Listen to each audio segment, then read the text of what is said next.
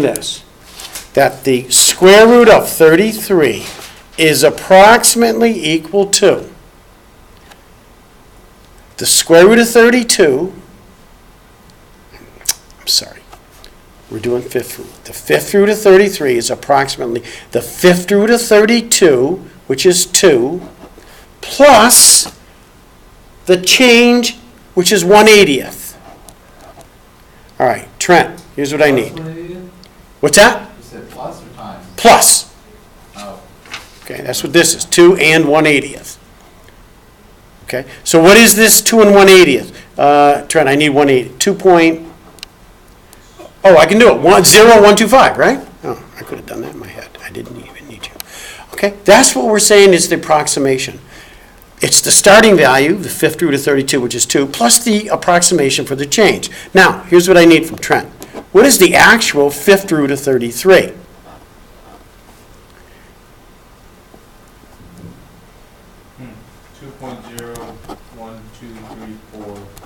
And some stuff. So we are good, we agree with the first 3 tenths, hundredths, to the thousandth place. We disagree by 2 10,000ths. Actually, it's less because this is a 4. So that's not a bad approximation. What we've done is use the tangent line as an approximation for the change in the function. See, the function's going like this, the fifth root function. We're using the tangent line, so our approximation is a little bit too great. Here's what we're doing. Here's the fifth root function. At 32, the fifth root is 2. We want to know the approximate value of this function at 33, where x changes 1. That's this value here. And how are we approximating this actual change?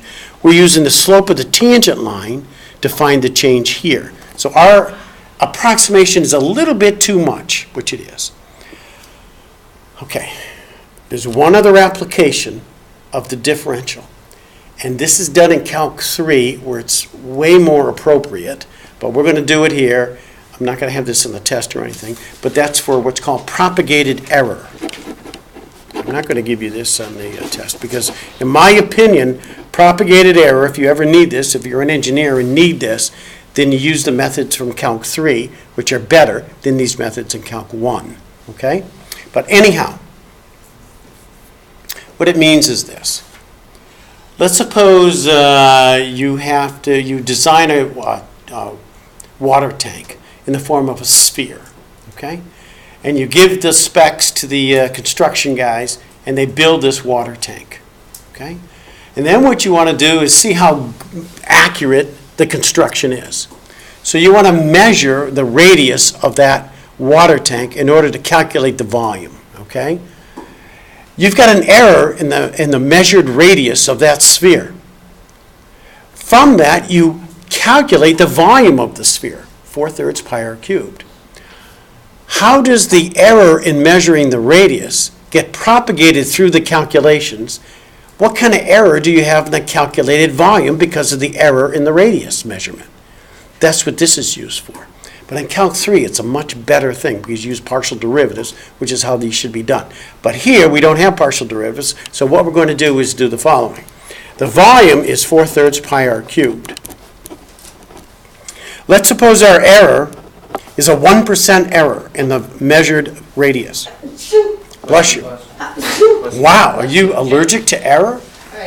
Oh, I see. You're a perfectionist and never make a mistake, eh? All right, so here's what we're going to do. Oh! That was pretty good. So here's what we're going to do. We're going to take the derivative, dv dr, bring the 3 out, cancels that 3, you get 4 pi r squared, okay? So dv is going to be equal to 4 pi r squared dr.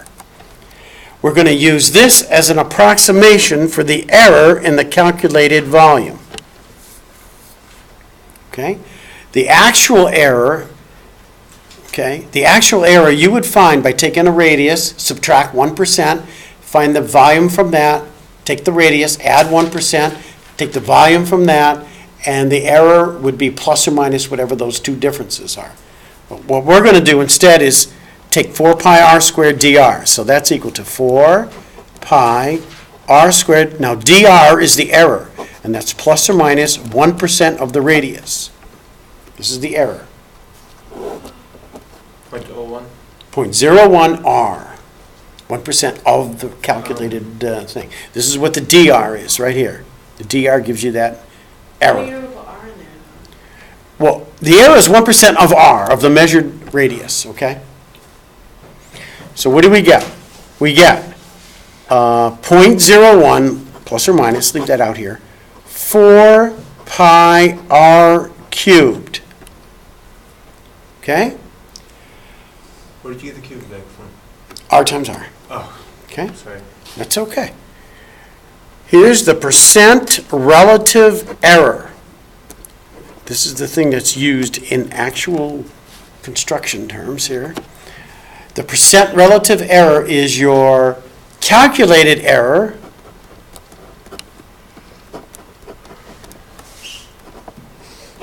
divided by the volume, 4/3 pi r cubed, the actual volume, times 100%.